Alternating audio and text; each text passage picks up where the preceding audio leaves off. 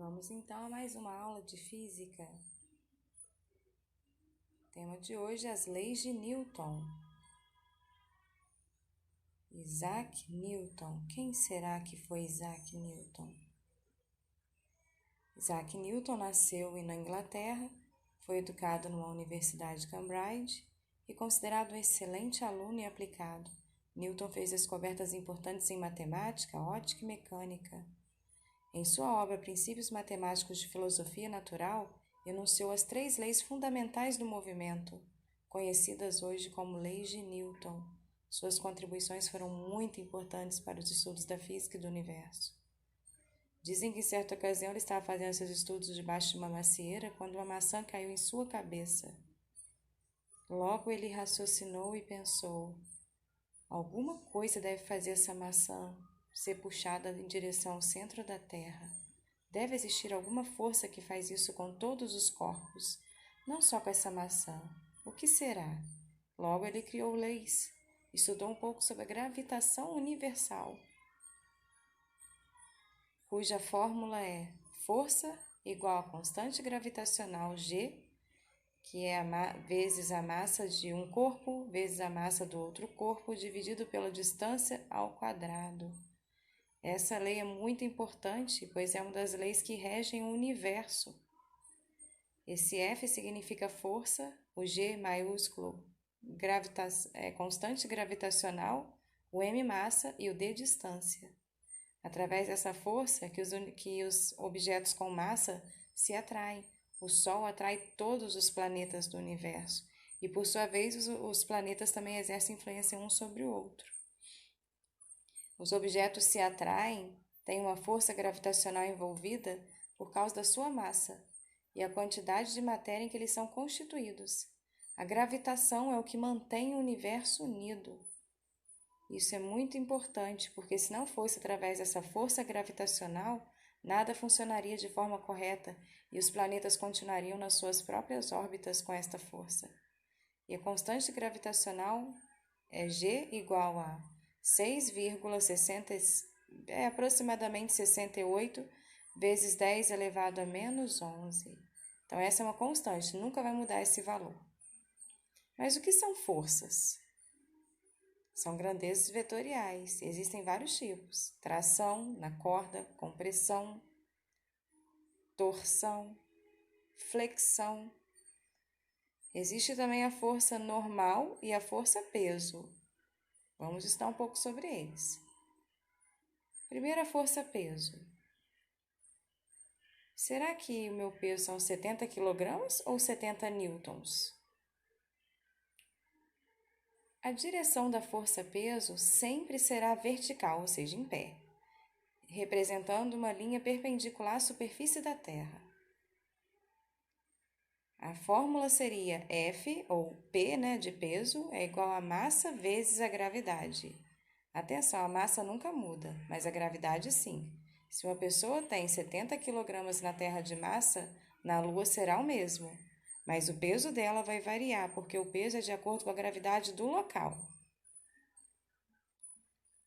Uma tirinha bem interessante é essa do Garfield e o do John. John diz: você está muito gordo. Eu estou ouvindo. Quero que você perca peso, ouviu bem? Falou. Ei, aonde você vai? A um planeta cuja gravidade seja menor. Tem algo errado nessa tirinha, né? Sim, porque a massa do Garfield nunca vai modificar. Porém, o seu peso pode modificar. Exatamente, o seu peso modifica por causa da gravidade do local. Por exemplo, na Terra, a gravidade é 9,8 aproximadamente. E lá na Lua é outra gravidade, então seria a massa vezes a gravidade do local para achar o peso. O que seria uma força resultante? Resultante quer dizer o resultado. Vamos ver um pouquinho sobre isso? Por exemplo, aqui tem um corpo que seria o carro, que está sendo empurrado por um rapaz moreno e um loiro. Os dois estão exercendo uma força sobre esse carro. Então, nós somaríamos essas duas forças porque elas estão agindo para movimentar o carro. Então, a força resultante seria a força do rapaz moreno junto com a força do rapaz loiro. Nesse caso aí, qual seria a força resultante? Elas estão agindo ao contrário. O homem puxa de um lado e o bode puxa do outro lado. Então, seria uma subtração de forças, como, por exemplo, nesse cabo de guerra. Forças de um lado e forças de outro lado contrário. Então, nós deveríamos subtrair essas forças para achar a força resultante, porque elas agem em sentidos opostos. Por exemplo, o R, ou a força resultante, né? F1 menos F2, a força de um lado contrário menos a força do outro lado. Se as duas forças tivessem o mesmo valor, fosse 33 newtons de um lado do cabo de guerra e 33 newtons do outro lado do cabo de guerra, então como elas estão em sentido opostos, uma de um lado e outra do outro, uma puxando para um lado, outra puxando para o outro lado, então nós deveríamos diminuir as duas forças, 33 newtons de um lado e 33 newtons do outro lado. Então seria uma força resultante nula, porque elas iriam subtrair. Agora, se as forças são perpendiculares, ou seja, uma sobre a outra, em sentido como se fizesse a letra T, nós usaríamos o triângulo, a relação de Pitágoras para achar a força resultante. Se fosse um ângulo, a lei dos cossenos. Vamos fazer exemplos sobre isso. Por exemplo, aí nós temos o F1 agindo na vertical e o F2 na horizontal. Traça um R aí, como se fosse a hipotenusa, vão formar dois triângulos retângulos. Aí nós temos aí a relação de Pitágoras, o teorema de Pitágoras. Hipotenusa ao quadrado é igual à soma dos catetos ao quadrado. Aí nós acharíamos a força resultante, ou o R na maiúscula aí, representa a força resultante. Você pode colocar um FR também, ao invés do R maiúsculo. Nós vamos fazer exercício sobre esses assuntos ainda. Aí nós temos o R ao quadrado, né, ou a força resultante ao quadrado, que é igual à soma das outras duas forças ao quadrado. Um exemplo da lei dos cossenos, que nós também vamos usar, é a criação dessas estradas aí em Caracol. Agora, quais são as 3 leis de Newton? A primeira lei é a lei da inércia. Todo corpo que esteja em repouso ou em movimento retilíneo uniforme tende a continuar nesses estados se a força resultante que age sobre ele for nula. Não tiver uma força para movimentar, ele vai continuar em movimento ou em repouso. Aí nós temos um exemplo, né, do rapazinho de skate. Quando o skate bate, o rapaz é lançado para fora do skate. Por quê? O corpo desse menino estava em movimento e ele quer continuar em movimento. O skate parou, mas o corpo dele não. Então, essa é a inércia. Um corpo em movimento tende a continuar em velocidade constante, em movimento, ao passo que um corpo em repouso tende a continuar parado, em repouso, se não tiver nenhuma força sobre ele. Aí nós temos o exemplo também de um ônibus, né? Quando o veículo é brecado, os passageiros tendem a manter-se no seu estado de movimento. A gente não estava em movimento no ônibus, de repente o motorista vai lá dar uma brecada, ou seja, dar uma freada. O que acontece? Pessoas vão lançadas para frente, porque o nosso corpo quer continuar em movimento, apesar do ônibus ter sido freado. Então, na realidade, a mudança do estado do movimento é apenas para o ônibus. Nós, os passageiros, queremos nos manter como nós estávamos, em movimento, por isso somos lançados para frente. Aí nós temos uma tirinha bem interessante do Garfield com o John novamente. O John fala para ele: você é muito preguiçoso. Não, eu estou conduzindo uma experiência científica. Preguiçoso. Estou testando a primeira lei da física. Preguiçoso, preguiçoso, preguiçoso. Corpos em repouso tendem a continuar em repouso. E realmente é assim, se não houver nada que possa tirá-lo deste estado, ou seja, alguma força, alguma interação com qualquer outro corpo, ele vai continuar em repouso. Vamos ver a segunda tirinha. Às vezes nós não percebemos que estamos em movimento. Aí o John vai e chama o Garfield para poder praticar um pouco de movimento no dia de hoje. Garfield, será que nós não vamos nos movimentar um pouco hoje?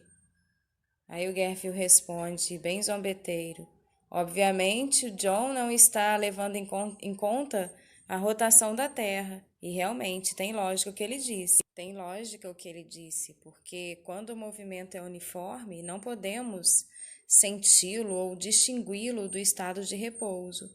Por exemplo, o planeta Terra está se movimentando em movimento de rotação a mais de 1.600 km por hora. E nós não sentimos isso, porque é um movimento uniforme. Então, é como se nós estivéssemos em repouso, nós não conseguimos distinguir esse movimento. E é o que comprovou aí na tirinha, muito bem representada pelo Garfield e John. Vamos reforçar agora um pouco os exemplos da inércia. Quando o ônibus freia, os passageiros tendem por inércia a prosseguir com a velocidade que tinha em relação ao solo. Assim são atirados para frente em relação ao ônibus. Então, quando brecar o ônibus, vocês forem para frente, lembrem-se da inércia. A mesma coisa no metrô, quando dá a partida, a arrancada do movimento, as pessoas que estão em repouso vão indo para trás quando o trem inicia o seu movimento. Inércia. O rapaz da moto aí, o motoqueiro em movimento e para bruscamente com a sua moto, ele é arremessado para frente, pois todo o corpo que está em movimento tende a permanecer em movimento, inércia. Exemplo 4. Quando um cão entra em movimento, o menino em repouso em relação ao solo tende a permanecer em repouso. Mas quando o cãozinho começa a correr, o menino é atirado para trás. Isso é inércia. O corpo estava parado e tende a querer continuar parado. Então, relembrando aí, para ficar bem gravada, a primeira lei de Newton diz que todo o corpo tende a manter o seu estado de movimento. Se é em repouso, irá permanecer em repouso, desde que não haja nenhuma força atuando sobre este corpo. Ou, se tiver forças, elas vão estar em equilíbrio, certo? A resultante vai ser nula, então continuará em movimento. Isso é inércia. Vamos agora para a segunda lei de Newton, que é o princípio fundamental da dinâmica. A força resultante, que é medida em newtons, esse N aí é de newtons, é igual à massa, que é medida em quilogramas, multiplicada pela aceleração, metros por segundo ao quadrado. Física, meu amor. F é igual a massa vezes aceleração. Primeiro exemplo, nós temos aí um bloco de 1 kg e um bloco de 3 kg. No bloco de 1 kg vai ser exercida uma força de 2 newtons, ao passo que no bloco de 3 kg será exercida uma força de 5 newtons. Então, a força vai ser maior no bloco de maior massa e vai ser menor no bloco mais leve, que tem uma menor massa. Então, conclui-se que a força e a aceleração dependem da massa. Outro exemplo, exemplo número 2. Uma força resultante, Fr, é igual a massa vezes aceleração. Lembra? Física, meu amor, é a primeira fórmula. F é igual a massa vezes aceleração. Se a força que empurra o bloco é de 5 newtons, a massa de 10 e o A eu vou descobrir, então vai ficar 5 igual a 10A. Você volta com 10A para um lado e o 5 para o outro lado, então vai ficar A igual a 10 dividido por 5. É uma equação comum de primeiro grau, você vai achar o valor do A, que é a aceleração, que vai dar 2 metros por segundo ao quadrado. Exemplo número 3, tem uma força sendo exercida de 500 newtons sobre um bloco de 250 kg de massa. Qual vai ser a aceleração? De novo, física, meu amor. F 500, massa 250 vezes o A. Então, você vai colocar o 250A para o outro lado e o 500 para o outro lado, troca de sinal, multiplica por menos 1 e vai isolar o A, que vai ficar 500 dividido por 250. A aceleração você vai achar na equação comum de primeiro grau, 2 metros por segundo ao quadrado. Exemplo 4, já são duas forças sendo exercidas em sentidos contrários, uma para a esquerda, outra para a direita. Então, quando é sentido contrário, eu tenho que diminuir as forças. Se fossem no mesmo sentido, eu iria somar, mas são em sentidos opostos. Então, eu vou fazer 20 menos 8 para achar a força. Então, as duas forças vão dar 20 menos 8, que vão dar 12. Então, minha força resultante é 12, F, 12. A massa do bloco, 3, vezes a aceleração que eu vou descobrir.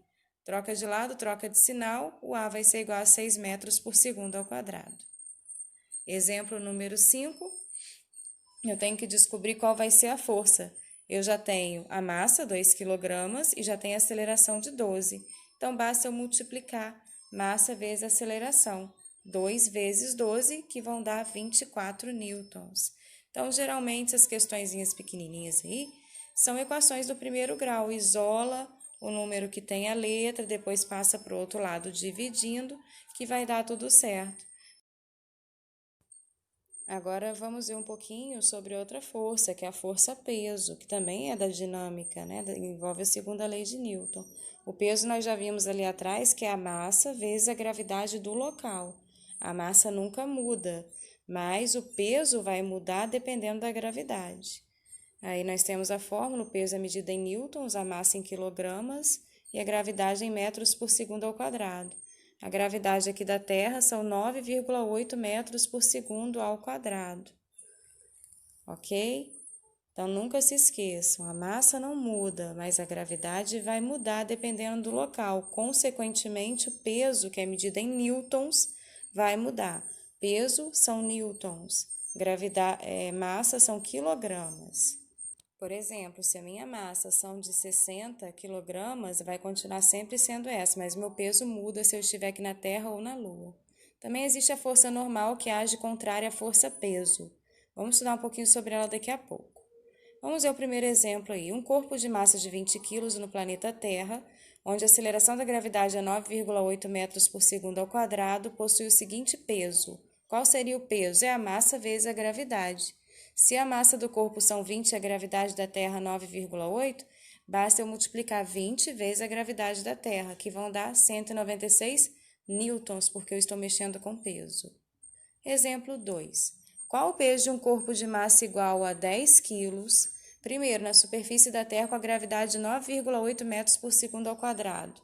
E segundo, na superfície de Marte com a gravidade de 3,724 metros por segundo ao quadrado. Na Terra, basta multiplicar o 10 pela gravidade da Terra, 9,8. Então, o peso na Terra vão ser 98 newtons. Em Marte, basta multiplicar a massa de 10, que nunca vai mudar, vezes a gravidade de Marte, 3,724, que vão dar 37,24 newtons. Terceira e última lei de Isaac Newton, ação e reação. Um corpo A exerce uma força sobre um corpo B e este reage exercendo em A a mesma força, de mesma intensidade e direção, porém de sentido contrário. O primeiro exemplo aí é da pedra na areia. A pedra exerce uma força sobre o chão, comprimindo o chão, e o chão exerce uma força também igual e contrária sobre a pedra, impedindo que ela seja acelerada para o centro da Terra. Se ele não exercesse essa força, ela iria ser acelerada para o centro da Terra, iria afundar. E não acontece isso. Então, isso é ação e reação. A pedra tem uma força, mas o chão também exerce uma força sobre a pedra, não deixando ela afundar. Ao exemplo aí das forças ao contrário, né? Nós temos o peso puxando para baixo e a reação puxando para cima, normal. A pessoa caminhando. Quando caminhamos, fazemos uma força sobre o solo. E, por sua vez, o solo faz uma força sobre o nosso corpo, impulsionando o nosso corpo para frente, senão a gente não conseguiria andar, contrabalanceando a força-peso. Então, na ilustração, vocês vão observar isso também quando a gente caminha. Nós temos a ação de caminhar e a reação que o solo exerce sobre a gente em sentido contrário à nossa ação de caminhar. Olha aí, na ilustração, a seta azul e a seta vermelha. Isso é ação e reação, por isso que a gente não afunda também. O vaso pendurado no teto. O vaso faz uma força sobre o gancho preso no teto igual à sua força-peso. O gancho, por sua vez, faz uma força igual à corrente do vaso sustentando. Isso é ação e reação, porque senão o vaso cairia, ele seria puxado para o centro da Terra, como acontece com tudo hoje em dia. Aí na ilustração vocês podem observar isso. O martelo no prego. O martelo exerce uma força sobre o prego, fazendo com que este penetre na madeira. O prego, por sua vez, exerce uma ação, uma força de reação sobre o martelo. Então, toda vez que for martelar agora, lembra da ação e reação, da terceira lei de Isaac Newton, que é ação e reação, em sentidos opostos. Olha aí a ilustração. Agora, várias mensagens nós podemos nos lembrar quando falamos sobre as leis de Newton. Mensagens importantes para meditarmos. E eu separei pelo menos 2 delas para deixar para vocês meditarem aí, tá bom? Assim como na terceira lei de Newton, para toda ação há uma reação, para toda escolha há uma consequência, e viver é se equilibrar entre elas.